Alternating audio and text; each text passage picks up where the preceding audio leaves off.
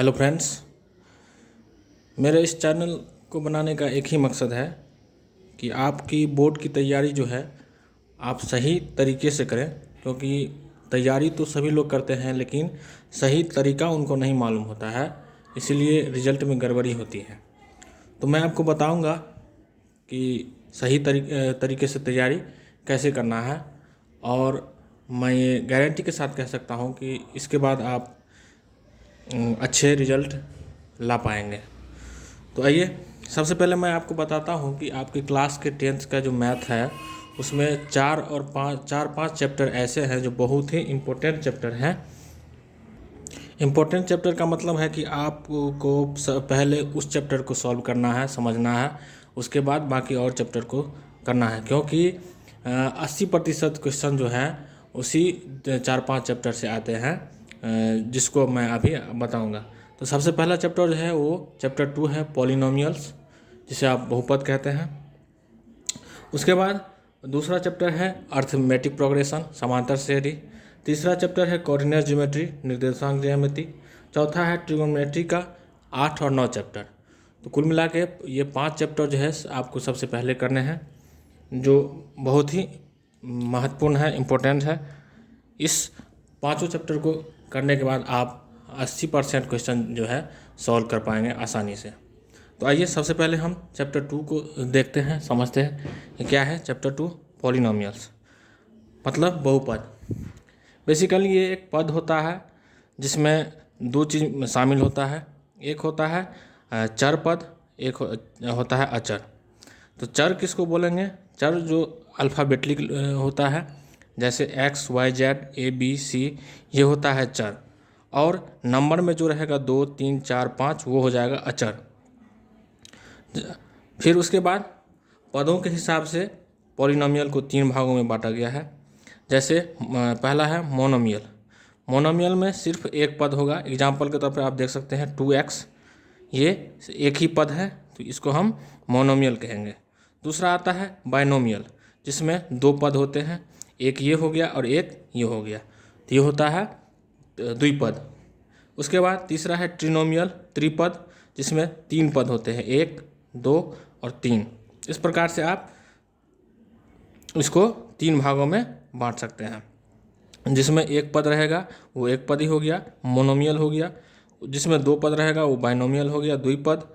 जिसमें 3 पद रहेगा ट्रिनोमियल हो गया, त्रिपद। उसके बाद आता है डिग्री, जिसे हम हिंदी में घात कहते हैं। घात होता है किसी भी पद का जो सबसे ज़्यादा जो पावर होता है, जिसे हम घात कहते हैं, वो होता है उसका डिग्री। जैसे एग्जाम्पल में हम लेते हैं पहले 2x। इसमें कोई भी पावर नहीं है, मतलब एक है, तो इसका घात क्या होगा? 1 होगा। उसके बाद इसमें देखिए दूसरा वाला में, इसमें सबसे ज़्यादा डिग्री कौन सा है, पावर कौन सा है? 4 है, तो इसका पावर क्या हो जाएगा?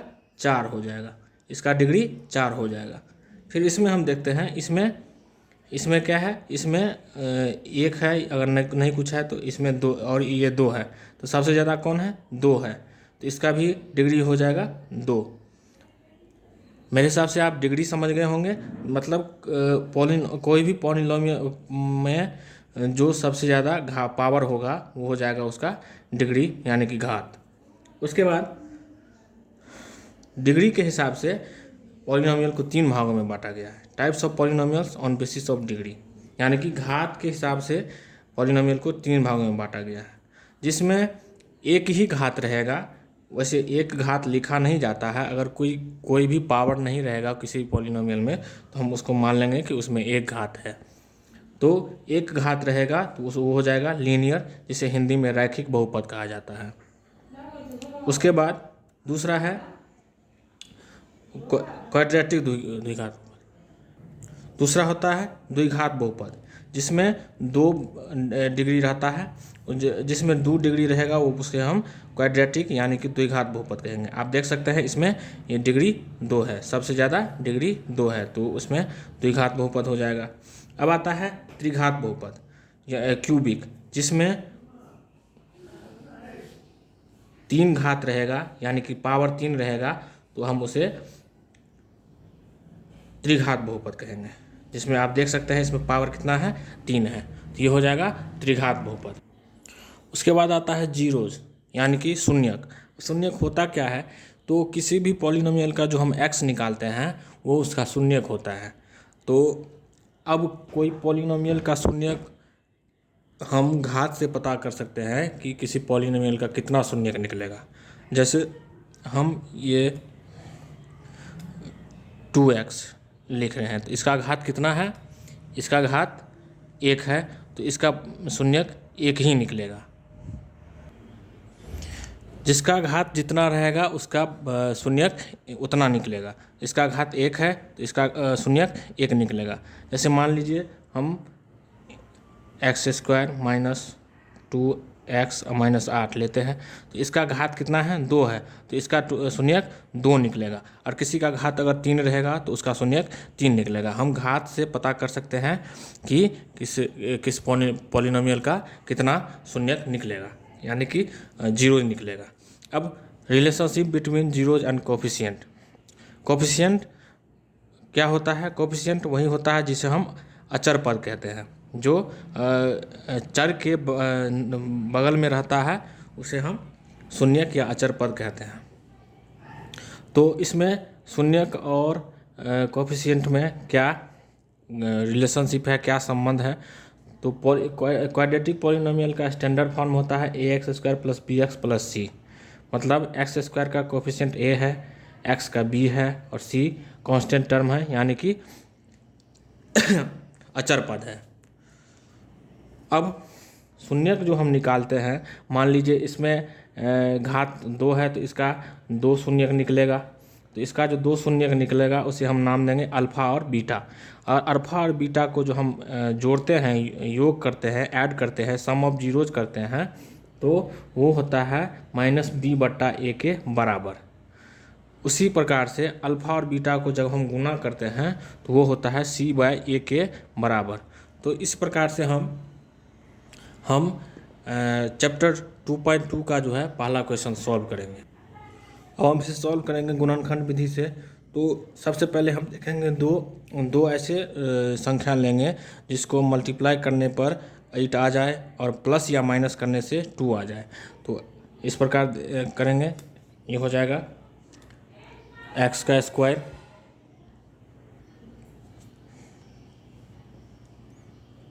Plus 2x minus 4x minus 8 बराबर 0।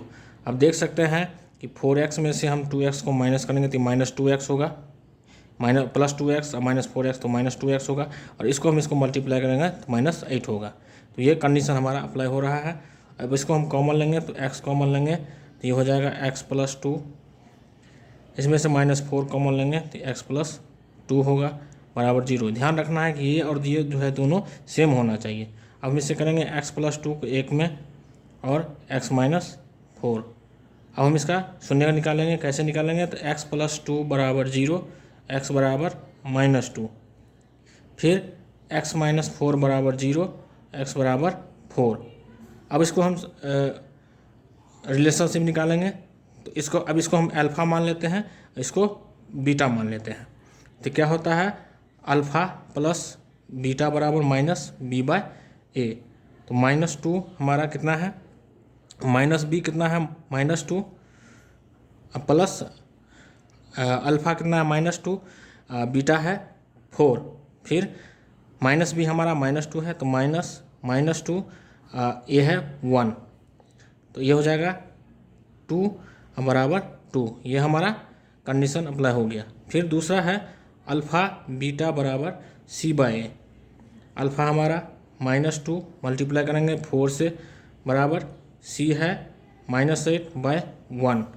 ये हो जाता है -8 बराबर -8। ये दोनों इक्वल हो गया। तो यही हमें सॉल्व करना था और यही हमें बताना था, रिलेशनशिप निकालना था।